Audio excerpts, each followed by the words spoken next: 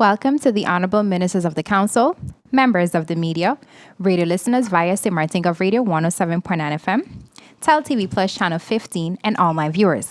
I'm Rolika Roach, and welcome to the live Council of Ministers press briefing for today, Wednesday, February 26, 2025. At this time, I would like to invite the Minister of Public Housing, Spatial Planning, Environment, and Infrastructure, Patrice Gums Jr., to address you. Minister Gums, you have the floor. Good morning, members of the media, those listening or watching live and online.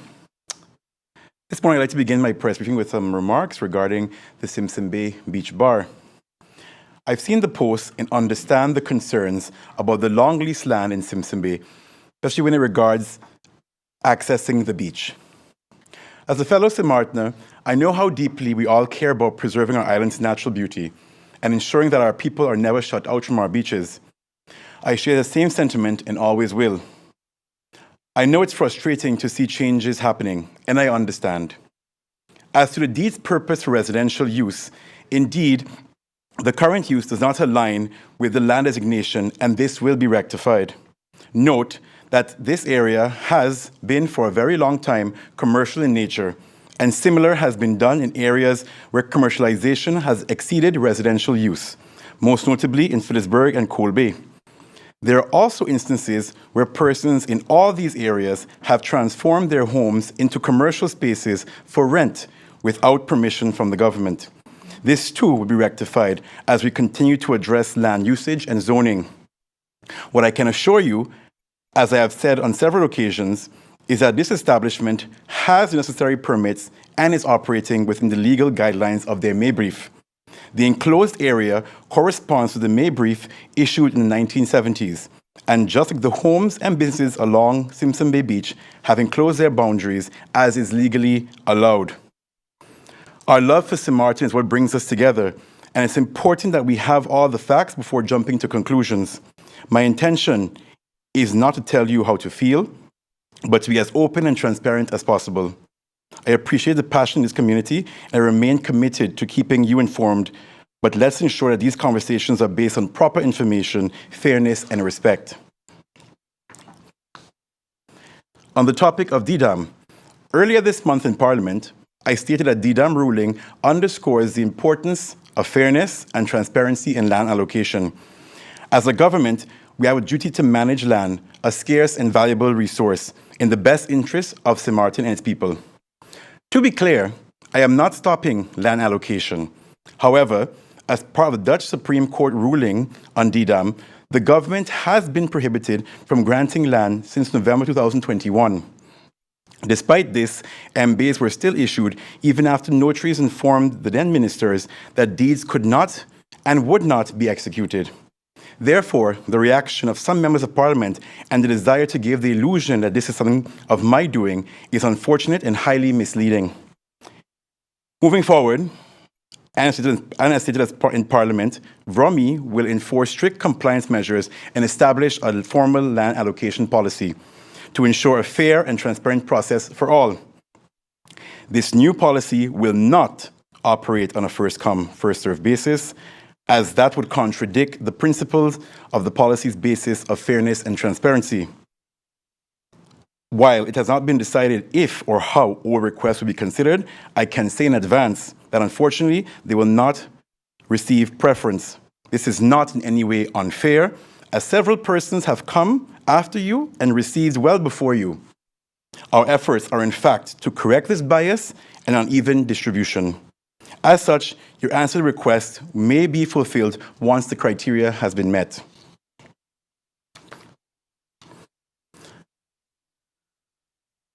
On the weighbridge and its related permit, yesterday there was a publication in the Daily Herald falsely stating that the weighbridge work that began on Monday didn't have a published permit. I would like the public to know that the permit has been published since 17th of this month, that is February 17th. While a statement of other permits having not been published on time cannot be commented on as this needs to be verified, I addressed this concern in previous press briefings. I wish to recall that the National Gazette is published every 2 weeks. The Permits Department continues to sort through old permits to make sure they were published, while simultaneously working through current requests and publishing recently signed permits. A new protocol will shortly be adopted to ensure steps are not missed and permits are published on time. I want to thank them for their willingness to find solutions and commitment to improving their service. Hopefully, the correction will be made and published on the same real estate as the accusation was made.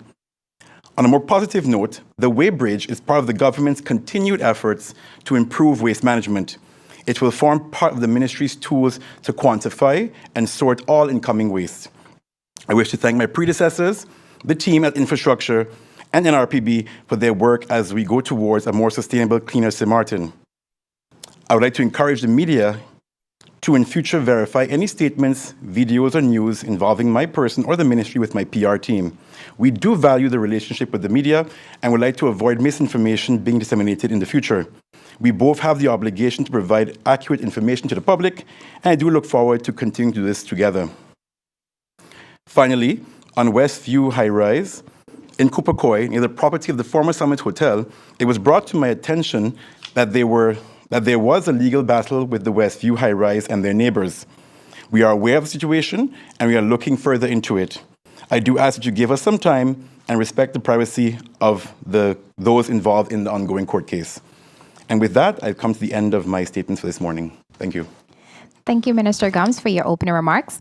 At this time, I would like to invite the Honorable Minister of Tourism, Economic Affairs, Transportation and Telecommunication, Grisha Heilige-Martin, to address you. Minister Heilige-Martin, you have the floor. Thank you, Rolaika. Good morning to everyone. Good morning to the members of the media. Good morning to my fellow colleague. And here we go. I'd like to start off by having some remarks regarding the court ruling of Easy Air BV. The Court of First Instance has issued a ruling between Easy Air and St. Martin Civil Aviation Authority, SMCAA.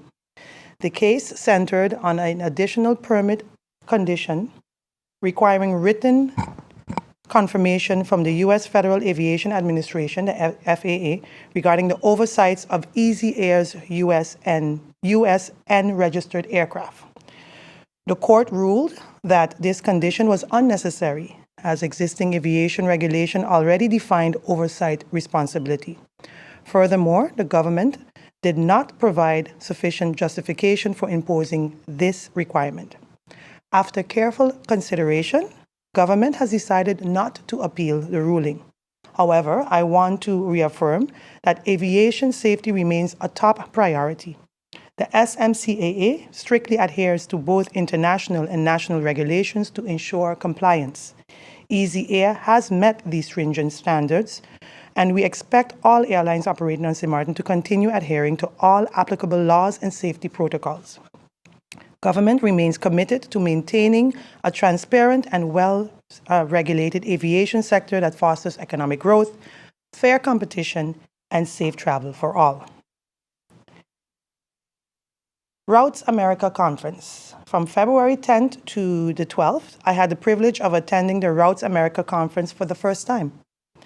This premier aviation industry event focused on air service development and provided invaluable opportunities to position St. Martin as a leading aviation and tourism destination. Representatives from the Princess Juliana International Airport, the Dutch, French, and St. Bart's Tourist Bureau, and Commissioner Valerie Damasou also attended, reinforcing our collective efforts to enhance airlift and connectivity. During the conference, I participated in over 15 high-level meetings with airlines representatives including KLM, Copa, Azul, British Airways, Virgin Atlantic, and Emirates, to name a few. These discussions centered on expanding St. Martin's airlift, attracting new routes, and strengthening regional partnership with neighboring islands such as St. Bart's and Anguilla. Anguilla also was there. They had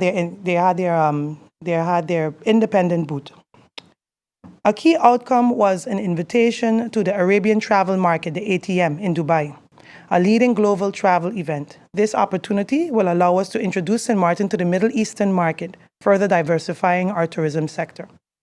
Additionally, discussions at Routes Americas highlighted the potential for St. Martin to host the Routes Conference, possibly in 2028. However, this would require the development of a suitable conference center capable to accommodate over 1,000 industry professionals, an infrastructure goal we aim to achieve in the near future. The Dutch Caribbean Mission in Panama. So from February 12th to the 14th, I participated in the Dutch Caribbean Mission in Panama alongside representatives of the Chamber of Commerce and PGIA. This initiative, the first of its kind, aimed to foster trade and economic collaboration between the Dutch Caribbean islands and Panama. Despite St. Martin's limited representation, the event was highly beneficial. I attended a reception hosted by the Dutch ambassador, where I spoke on St. Martin's trade potential. Additionally, I held 10 one-on-one meetings with Panamanian and Dutch Caribbean businesses, including Copa Airlines and Tocumen Airport, to explore airlift collaboration opportunities. A significant discussion took place with Panama's Director of Export, focusing on leveraging Panama as a trade hub for St. Martin and the wider Caribbean. This initiative presents promising opportunities for direct shipments of fresh produce and seafood, potentially reducing consumer costs on the island. Next, I'd like to talk about public transportation. As you know, over the past week, the ministry has been actively addressing the two ongoing investigations by SOAB and the Integrity Chamber regarding the public transportation. We have now formally responded to the draft report from SOAB and are in final stages of preparing our response to the Integrity Chamber this week. Additionally, the confirmation process, which concluded yesterday, February 25th, has provided critical data, and that will pave the way for a comprehensive reform of the public transportation industry. As of February 25th, we received approximately 500 applications for the confirmation letter process. So 342 taxis, which is 65% of all taxis, 100 buses, which is about 45% of all the registered buses, 27 vehicles, T and G plates from various companies, which is about 65% of all of them, and 9 car rental companies, which is about 25% of all the companies. This process was essential to ensuring compliance within the transportation sector while maintaining high operational safety and legal standards.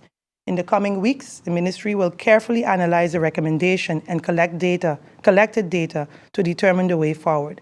A significant industry-wide reform is on the horizon, and the new policies and regulations to prevent oversaturation and ensure proper regulation within the sector. This government remains dedicated to fostering a well-structured, efficient, and compliant public transportation system that benefits all stakeholders and the people of St. Martin. Carnival 2025. I'm pleased to share that as of last week, the Council of Ministers has approved financial support for St. Martin Carnival Development, SCDF. Further details on this support will be announced during a press conference this coming Friday, February 28 at 3 p.m. at the tourist office on Front Street. The SCDF board and I will provide all relevant information at the time. Invitations to the press will be sent later today, and we kindly ask that you confirm your attendance. I'd like to make also a statement on the influencer participation. I would like to take this moment to address this recent discussion regarding influencer involvement on tourism marketing efforts. St. Martin Tourism Bureau recently hosted a special influencer campaign inviting regional personalities to experience and promote our island. While these influencers played a key role in showcasing St. Martin's attractions, and it is important to clarify that they were not officially appointed as brand ambassador.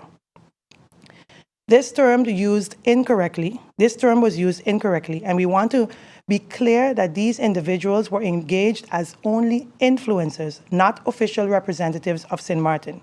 At this time, I want to assure the public that STB, St. Martin Tourism Bureau, is actively developing a structured brand ambassador program in collaboration with key stakeholders. This initiative is being carefully designed to highlight local talent and ensure that our ambassadors receive the recognitions that the platforms they deserve. More details on this program will be announced soon. It is important to acknowledge that Embrace Group, the local marketing firm awarded a contract in November 2023 to support regional tourism marketing, is the one that was chosen to support regional tourism marketing.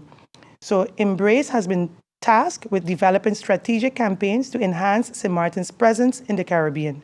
Their work is part of a broader efforts to increase regional tourism and strengthen our island's visibility.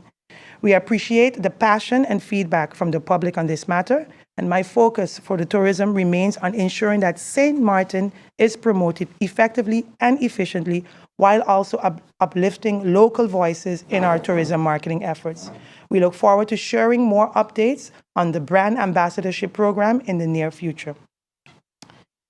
And lastly, on behalf of the Ministry of TIAT, I would like to commend the officers of the Corps Politie St. Martin KPSM for their swift and dedicated response on ensuring public safety, particularly over the past few weeks.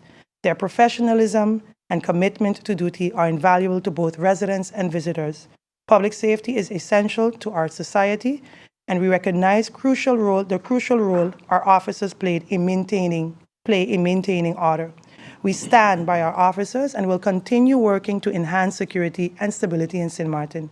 Thank you to KPSM for your dedication and service, and I continue to pray and hope we keep up the good work. Thank you, Rulaika. Thank you, everyone. This has been my statements. Thank you, Minister Heilige Martin, for your opening remarks. If you've just joined us, you are watching the live Council of Ministers press briefing for today, Wednesday, February 26, 2025.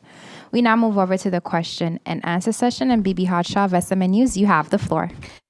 Thank you, Rulaika. Good morning, colleagues, ministers. My first question, the Minister of Romy, Patrice Gums. First of all, Minister, I want to have a clarification before my question. When you addressed the DDAM verdict, you said it was in 2021, if I heard you correctly.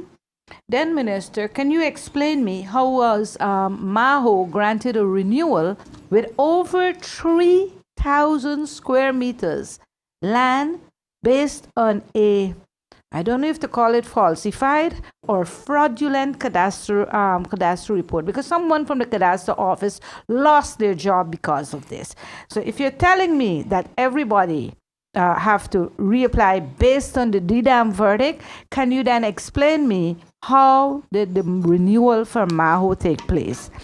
Also, Minister, my question, the infrastructure permit for Indigo Bay, I believe that was not granted based on a statement you made during our last press briefing. And I understood this was because the department is asking for an environmental impact study. Can you tell us how or what environmental impact study we are talking about, knowing that Indigo Bay is already developed with several roads inside? So if you can explain that part for me. Thank you. Yep, thank you.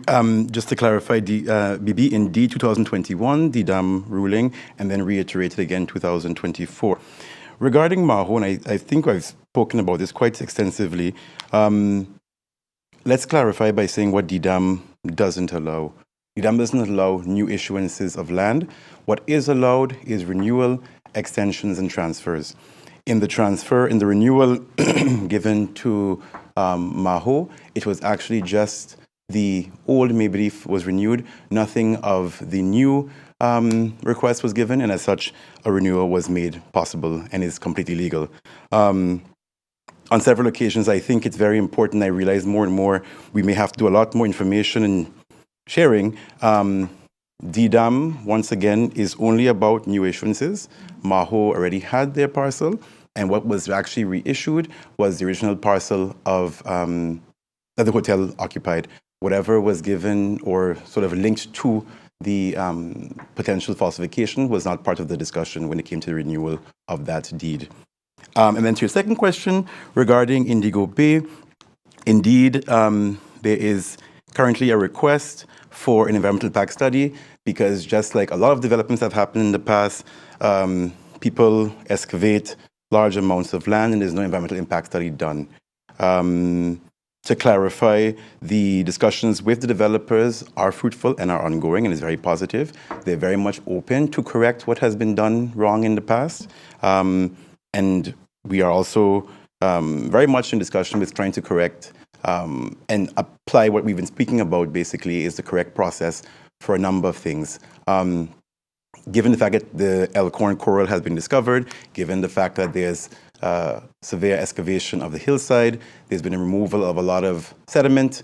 There's also the impact of leaching and water runoff when you excavate that amount of land. The environmental impact study for us as this government, and particularly for the ministry, and where we want to go with environmental sustainable development, this will become part and parcel of most large-scale developments going forward. And this group is very much open to that discussion as well. Thank you, Minister, and thank you, Bibi. I would now like to invite Emily of Island 92 Radio. You have the floor. So, good morning. Just a quick clarification first. And that environmental impact study, who will that be paid by, and will it be independent?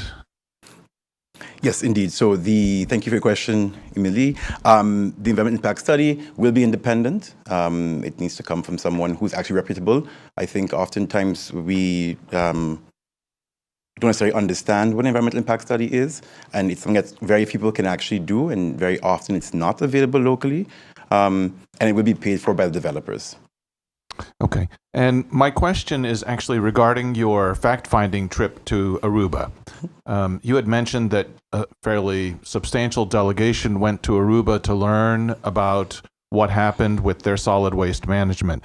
So can you just outline briefly what Aruba's experience was, and in particular, what the costs have been? Because you're looking at doing a very similar thing here. So tipping fees, what has been the financial impact in Aruba to the residents? Yeah, so in short, what has happened in Aruba is that they have actually closed off the municipal landfill. So what we call the dump, the landfill here, is officially closed off for most persons to dump. What the government has initiated is efforts towards supporting proper waste management through the private sector. So there are a number of companies that exist in Aruba already that for years have already been involved in recycling, in sorting paper, plastics, aluminum, metals. And essentially what happens now is that to avoid all of those things going to the landfill, what's happening in Aruba and other countries as well, around the Caribbean, around the world, is that all of this is being diverted first to these third parties, so to speak, who have agreements with government. They collect on behalf of government, or persons can bring those materials to the site. They then process, and then whatever can be sort of commercially salvaged is resold. So, for example, metal scraps, aluminum, plastic bottles. And in Aruba, what can't be sold is then shredded and then placed in a sort of controlled landfill deep dig, essentially. That won't happen in St. Martin because, one, we don't have the space. I think what is going to happen in St. Martin is we have a lot of focus, one, on reducing what goes to our landfill. Secondly, that's going to be supported by the whole EDMP project of the World Bank. And then what we're also doing as part of the larger waste reforms is initiating efforts here regarding recycling, composting, and construction waste. So since coming back from Aruba, what we've done as a ministry is had several discussions with persons who are very much involved in practices here already. I think it's very important for me in particular that government doesn't necessarily get themselves completely involved in waste management, but actually supports what's happening already in the private sector. So we've met recycling agencies, we've met people who are interested and who already are doing recycling of oil, persons who are also doing recycling of plastics, and the idea would be that they would form part of a structural intervention on the landfill. So basically, no one will have material going into garbage bags just easily into the dump. You will stop and everything will be diverted first, and then whatever is left back can be placed in the dump that's not commercial. One of the key points of this mission actually was to see how you look at the valorization of waste. All waste has a value, and the idea is that we have quite a lot of value on the landfill currently, and if you can actually support local industries who are busy already in this field, you can actually make money and reduce your footprint on your dump. The last part about how it's going to come together, we actually have a waste authority that has to be put in place as part of the trust fund project. Following that is also an adoption to the waste ordinance that has to happen. This is basically managing how and what is allowed in to be dumped as well. And then also as well what happens in Aruba, which will happen here as well, like I mentioned before, the introduction of a tipping fee. So essentially for every ton, for example, of garbage that comes in, trucks will pay a certain toll. We're actually in discussions now to make sure that aligns well with the French side as well, because what's currently happening is that we don't have a tipping fee. So everyone, people look for the best economic value, so they dump on that side. We're going to look at aligning that tipping fee with what the French side is also envisioning so that you mitigate any sort of illegal dumping activities happening. Addition to that, there will also be a component still under review, which will go to the households and businesses as well, independent of the tipping fee. The idea of this is that there is a contribution that everyone should pay towards actually just picking up their garbage. And those two things, so tipping fee and the household contributions from the businesses, will also, along with government contribution, help to fund the waste reforms going forward. Because right now what happens is that everything is pretty much for free, and government basically funds everything through taxpayers' money, and it's not necessarily the most sustainable way to manage your waste. So for clarity, can you tell us in Aruba what is the tipping fee per ton and the household fee for business and residents? Yeah. Just so we have a sense of what we're looking at. Per ton, I'm not sure. The tipping fee is different. There's two companies that do it. They have the government independent authority, that's about 43 guilders. Aruban Florin. And then you have private companies who do it for about 45 Antillean Aruban Florin.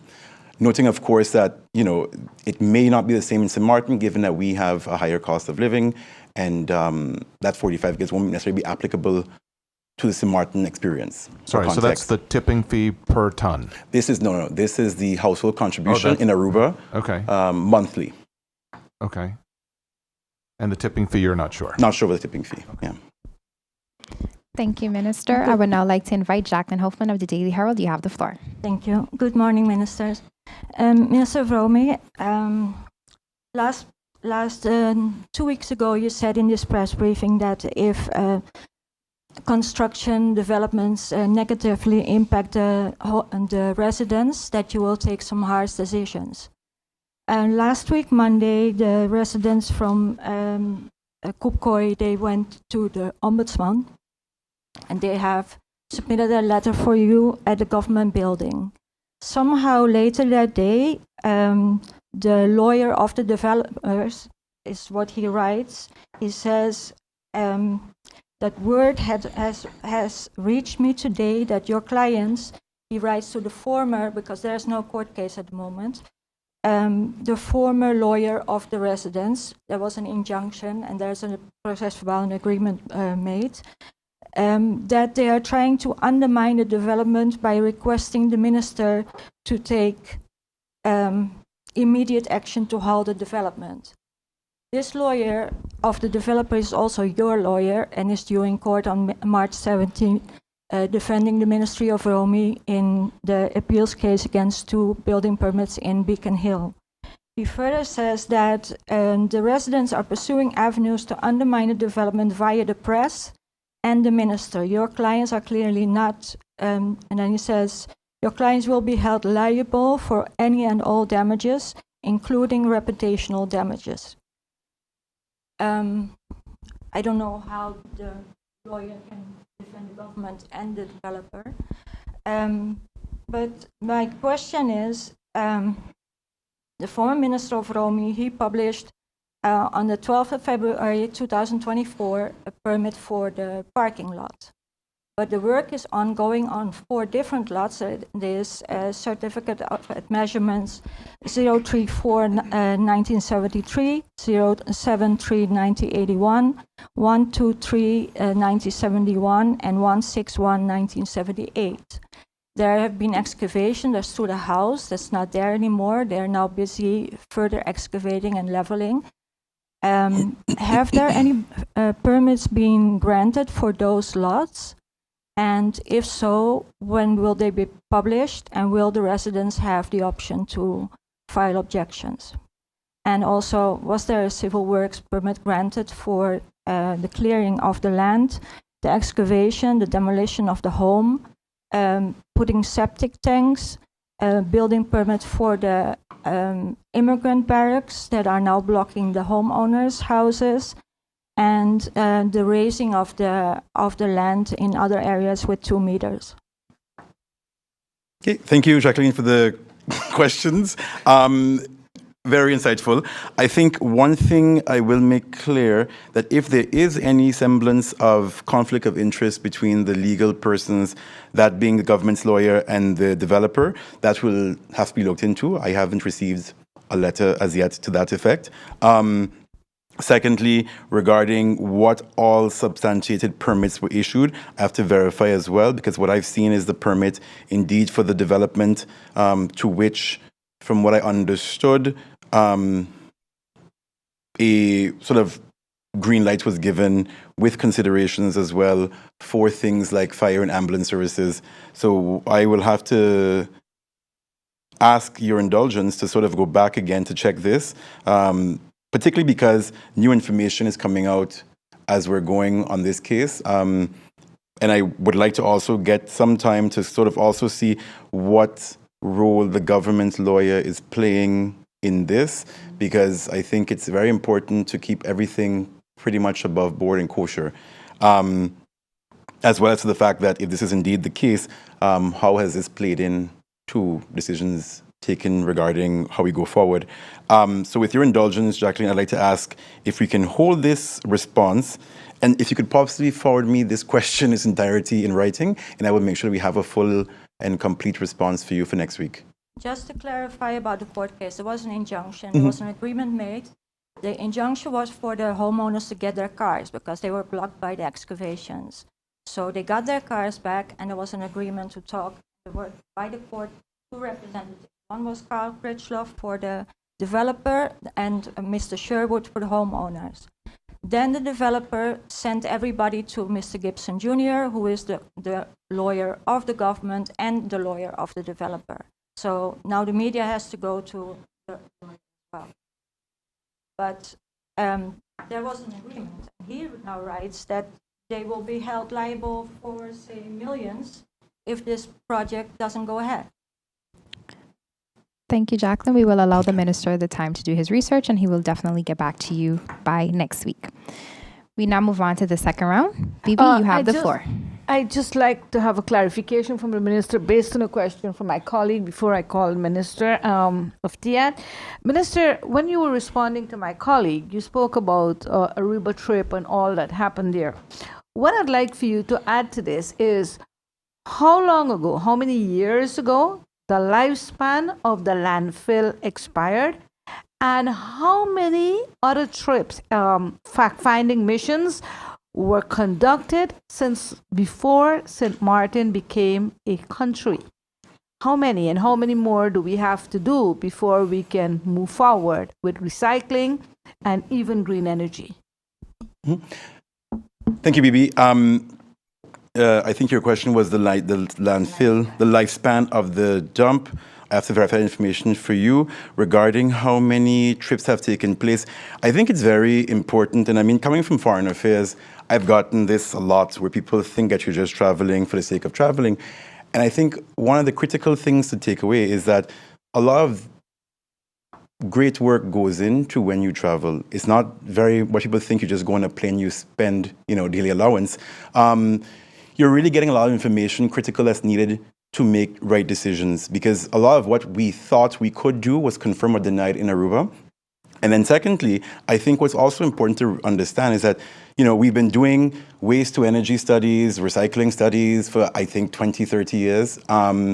But until you actually implement what you went to go and do, every different year a new dynamic happens. So for example, after were equally important and very related, I have several drainage studies at my disposal in the ministry. dating from the early 90s.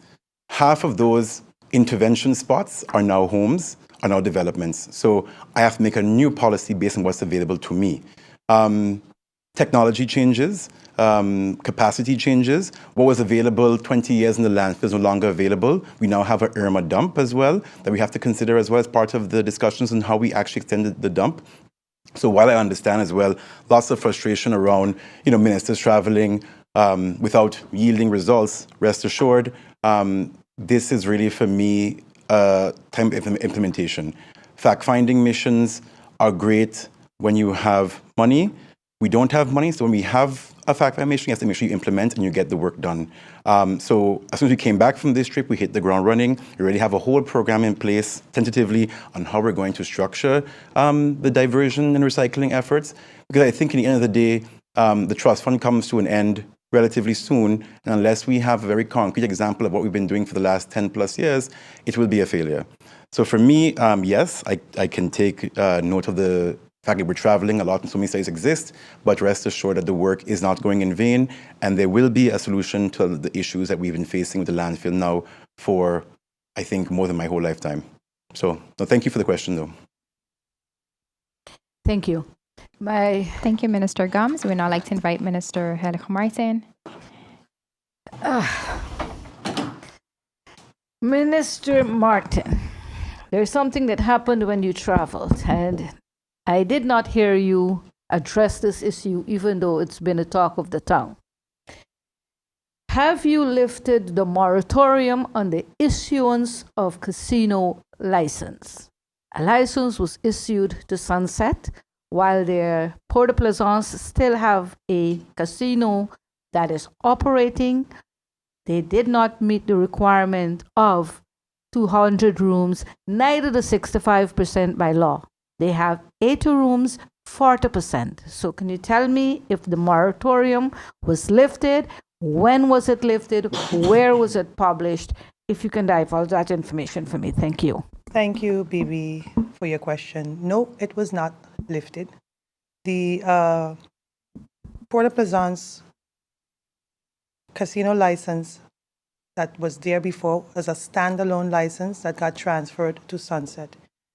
And based on a letter from the former Minister of TIAT, stating that they would have to meet the criteria of 65% of rooms, and then they will be eligible to receive a license.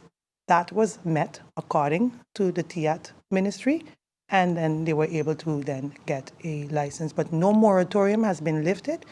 This license that they received for Port de Plaisance is based on a former request by the former Minister of TIAT, stating that once they have met the requirements of 65%, which they did according to my department, and that's how they were able to receive the casino license. Let me get a clarification on that, because if you're telling me that the former Minister Lambrix gave a letter, a promise, to issue a license based on the 65 minister last week I was there, they have 80 rooms, that's 40% of 200.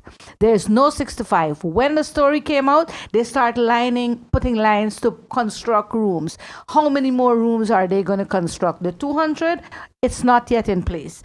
Minister, if you're telling me that you issued or allowed a new casino to operate, knowing our economy and what is going on with the livelihood of locals on St. Martin. And you said it's okay to do that. But the same minister issued a hell load of bus license and taxi license. And what did you do? You ordered an investigation by SOAB and even the Integrity Chamber. How do we balance this? If it's okay to give a businessman, is it by class? Is it local doesn't have any value? Because you're telling me it's okay to give somebody a license, a casino license to say the least, and a taxi or a bus license, even though the files were incomplete. I read those reports. I understand them. But how do you explain this to the people of St. Martin? Bibi, first and foremost, that's a lot of assumptions and very little question. First and foremost, I did not, I can't even remember how many questions you asked or how many statements, so let me just dive through and let's make it clear moving forward. I will address everything you just stated in writing to show the steps I take. I have the utmost respect for the TIAT ministry, and I'm going based on their judgment. And based on their judgment and continuity, that's how I continued and moved on further for the casino license. And lastly, I'd like to clarify that statement of yours stating that I called SOAB. Again, I said it once, I said it twice, and I'm going to say it again. SOAB and Integrity Chamber knocked on my door. I don't run after them. They came to me and said that they want to do the reports on bus and taxi licenses. When I started it, I stopped, I halted, and they continued. So let's make that clear, Bibi, that I was not the one to ask SOAB and Integrity Chamber to do these reviews. They came to me. And thirdly, I would like to clarify that, again, I will make sure, go through the full procedure and in writing, address it actually publicly, because some of your statements are assumptions and I need to clarify it factually. I will put a press statement out to show factually, or maybe send it to you directly, how the procedures was done for Port-au-Plaisance. Thank you. For us Thank to you, clarify, Minister. SOAB did Bibi? a free investigation into the taxi license. They came to us, and if they Just say like they're going that. to come and do an investigation on it, then so be it. Yes. Thank you, Minister. Bibi, just to let you know, once the moderator asks you to stop, can you kindly adhere to that? We will continue. Emily, you have the floor. Good morning, Minister. All indications are that the current high season for St. Martin has been a positive season in terms of occupancy and in terms of the average daily rates. But St. Martin's problem historically has been that after Easter, occupancy rates all drop, and the shoulder seasons and summer seasons are where businesses give back the profits that they made in the high season. Can you tell us concretely what are the planned actions of the Department of Tourism to promote the island in order to address the shoulder and summer season? Thank you, Emil, for your question. That is something that is a high priority for the TIAT ministry and, the cabinet, my cabinet, and the STB. That's a high priority for us. It's mainly focusing on how do we get slow season, how do we eradicate slow season? Of course, there's going to be a month in the year that's going to be slow, which is September.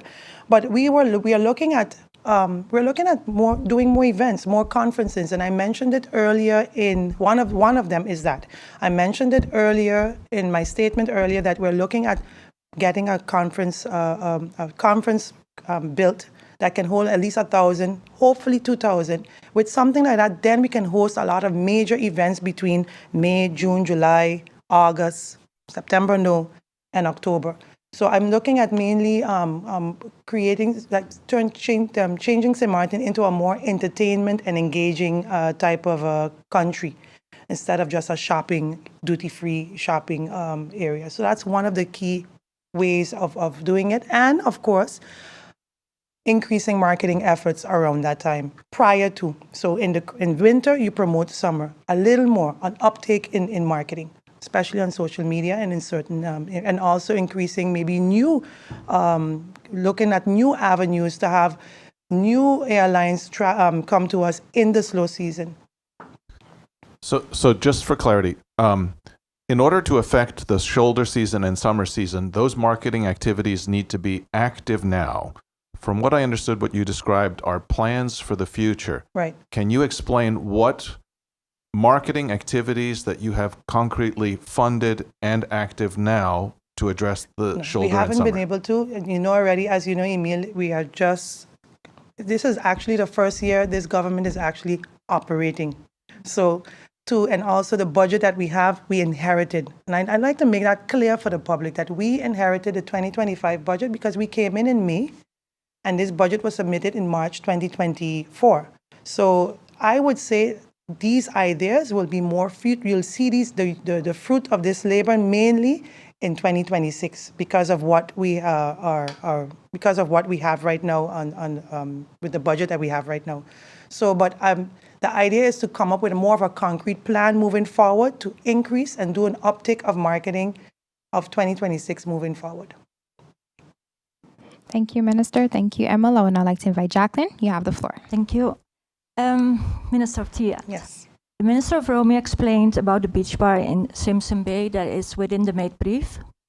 A few weeks ago, you said you had not granted a beach permit. Did you since then grant a beach permit for the beach bar or a permit for water sports? And if not, under what permit is this beach bar going to operate? If it's under economic license, this is the owner of 721. It's a French nationality. How does that work? So what permits do they have to operate the bar? That beach bar, the one where you're talking about, the one near Mary's Boone, that beach bar? Yes. That beach bar, I think, has been issued a permit, I think, prior to me. And I personally haven't issued any water sports permit or anything. And I think that goes under a director's license, seeing that the owner is not from here. So I think this was issued prior to me. It hasn't. I haven't done anything with that bar. Nothing has come to my desk personally regarding that beach bar. But if you But I want think to, it was- if you want to rent out beach chairs, you need to request you need to request beach permits, but I haven't received any requests from that. Not to my knowledge. I would have to maybe check personally and do an in-depth research and find out more. But I can't. To my knowledge personally, I personally haven't assigned anything regarding that beach bar or any beach Will you be willing to? or any water sports. I think there's a moratorium on water sports, isn't there? I haven't lifted any moratorium to date. Thank you, Minister. Thank you, Jacqueline. We now move on to the third round. Bibi, kindly indicate which minister you'd like to pose your question to. Thank you. At least you remember the moratorium. Yes. All right, Minister, Tourism. Yes. CFT just recently, I think yesterday, is saying that St. Martin needs to increase its revenues, cut costs. Are we thinking about more taxes on the people or even more taxes and fees on the visiting tourism? Are we looking at cutting ourselves short because we are now competing with Dominica and Antigua that are getting direct flights from North America? Or is government thinking about also cutting its expenses? If so, how? And what about travel expenses? Are we thinking about cutting that too? Because CFT is saying it. What exactly are we doing? And knowing that we're dealing with a budget crisis that is yet to be ratified and published, how do you plan to pay off Soul Beach and execute even the financial commitment for Carnival? Thanks for your loaded question, Bibi. Yes. Bibi, I think everything you mentioned prior to the Soul Beach part, I think this is what government is planning to do. I think this government for sure is looking to do indirect taxation and cutting costs, cutting frivolous costs. That's something I think, and as a whole, holistically, that's the idea of where we all want to go. And adding more taxes to the people, no. The people are already hurting, so indirect taxation is the way to go, and finding new ways and means to find more money in the coffers, which is actually through maritime. There's a lot of places, a lot of opportunities there that we can increase and make and gain some more income.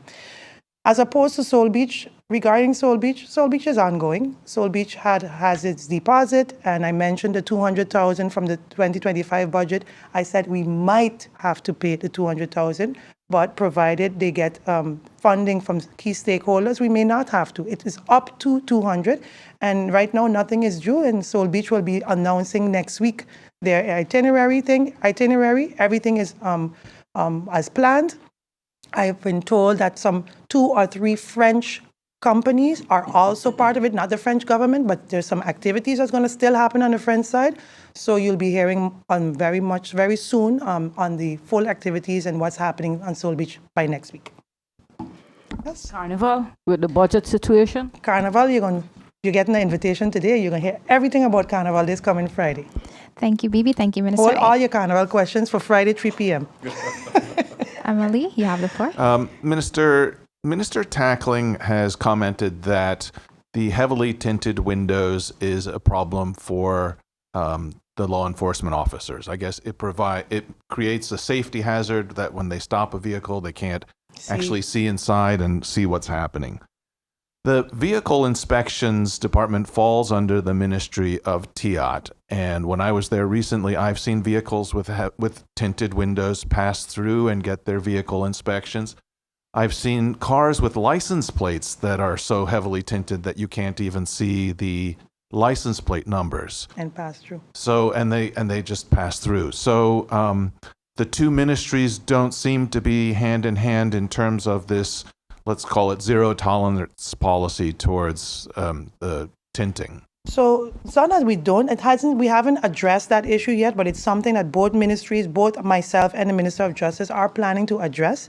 And when you see certain people with heavily tinted cars still driving, it's because the Ministry of Justice has allowed it based on sometimes they have an issue with their skin, and they have special eyes. They have special medical issues, and it's allowed. But the tint is something that we're looking to address. Not address to halt, but maybe even charge, or maybe not. It's a discussion we still haven't had yet. We need to have an in-depth discussion to see how we're going to tackle it between the TIAT and Justice moving forward. But it's on our priority list for sure. Thank you, Minister. Jacqueline, you have the final question. Thank you. A loaded one, Jacqueline? No, I have a question to both of you. Yes. With the recent rising crime on the island, and very violent, deadly crime. Yes. Is there any discussions about the influence of overdevelopment on the island? Is there a study done on what the occupancy of Airbnb is? Seeing that, for instance, in Pelican Key, a lot of apartments are empty most of the year. Is this something that you take into account, and also the investors that buy apartments and only occupy it for little time, so you have more concrete on the island, and the result is a lot of pressure and groups in society that get in a very difficult situation economic-wise, with raising rents, cost of living rising. So is there within the common discussion, or will there be a study done in what all these new developments, what the occupancy is? Thank you, Jacqueline. Right now, in the next 10 minutes, I have a meeting to get a proposal from a company in Holland, which I'll announce later, regarding a study, the carrying capacity study. The proposal will be sent to us. We have a carrying capacity study that will take up all your concerns that you just mentioned that into consideration. I'm hopefully today I'll find out the information on that. And once we've sealed the deal, I'll seal the agreement. I will announce the details of that carrying capacity study. I'm hoping to have it by summer. And I'll know more details today, but I will announce mainly all your concerns for sure will be taken up in that study. I don't know if the minister wants to add to it.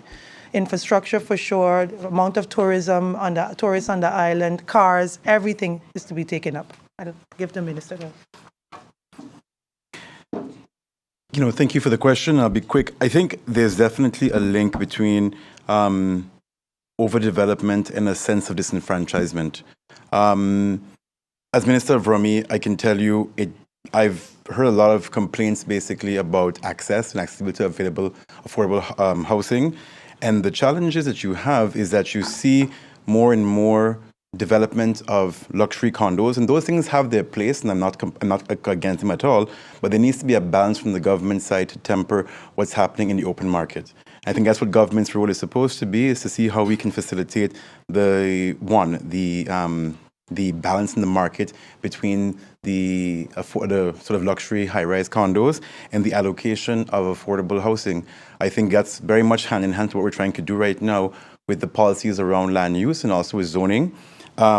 Very much as well what we're trying to do to restore a balance between what I've spoken about in Parliament, the Environmental Impact Fund, that if you sort of put a certain amount of concrete to the ground, there should be an equal or some equitable give back to the country in terms of rebalancing the environment.